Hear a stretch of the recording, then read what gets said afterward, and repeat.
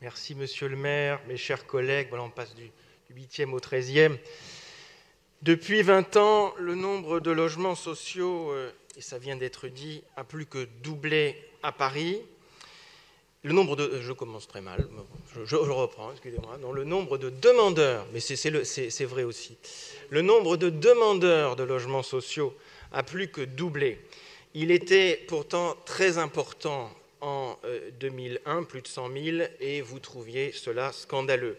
Votre politique de construction, de préemption et de conventionnement n'a donc pas eu l'efficacité escomptée malgré son coût exorbitant pour les finances de la ville.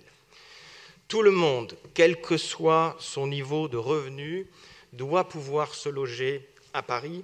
Cela doit s'appliquer aussi aux classes moyennes, les grandes oubliées de ces 20 dernières années. Cette politique a aussi profondément déstabilisé et déséquilibré les structures démographiques et sociales des arrondissements de l'Est de Paris. Prenons l'exemple du 13e, les cadres et professions intellectuelles y sont sous-représentés. Nous sommes le 3e arrondissement le plus touché par le chômage et déplorons 16% de seuil de pauvreté. En 20 ans, le nombre de logements sociaux a presque doublé dans le 13e pour atteindre 40%, avec le 19e, mon ami Marie Toubiana est à côté, ce sont les arrondissements qui en concentrent le plus. Nous n'avons dans le 13e que 27% de propriétaires, 36% de locataires du parc privé, et donc une majorité d'habitants qui vivent dans le logement social. Cela est valable donc pour le 13e, pour le 19e, mais aussi pour le 20e et une grande partie des 18e et 12e arrondissements notamment. Alors, quelle est la prochaine étape ?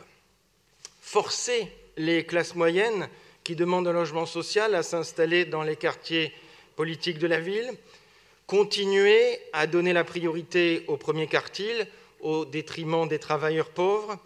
Nous sommes favorables à la mixité sociale, mais elle ne se décrète pas. La mixité sociale, ce n'est pas simplement faire le choix de loger les plus pauvres.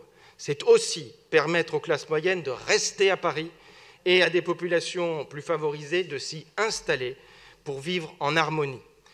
Or, la mixité sociale ne se règle pas que par le logement social, et ceci ne doit pas être uniquement tourné vers les publics prioritaires qui vivent malheureusement de minima sociaux.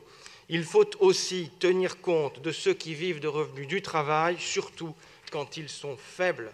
Ce système orienté vers le premier quartile fait que les travailleurs pauvres parisiens évoqués à l'instant, les infirmières, les éboueurs, ne sont finalement jamais prioritaires. Il est impératif d'intégrer, comme nous l'avons déjà demandé, ces demandeurs dans les priorités d'attribution. Cela aurait pu enrichir cette convention. Et je ne parle même pas des classes moyennes qui sont plutôt dans le 3e quartile. Alors arrêtons de parler de mixité. On pourrait penser que la mixité passe par cette géographie solidaire qui va au-delà de la loi Elan.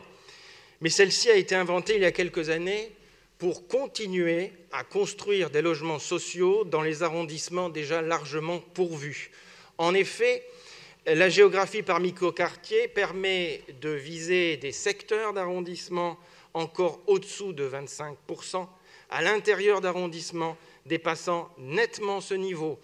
C'est évidemment le cas du 13e arrondissement. Il devrait se voir sanctuarisé, mais on va chercher les iris en dessous de 25% pour y apporter de la mixité. On peut ainsi construire à Croulebarbe, par exemple. Dans le même temps, on ne va pas rééquilibrer les quartiers qui, eux, sont en dessus de 75%.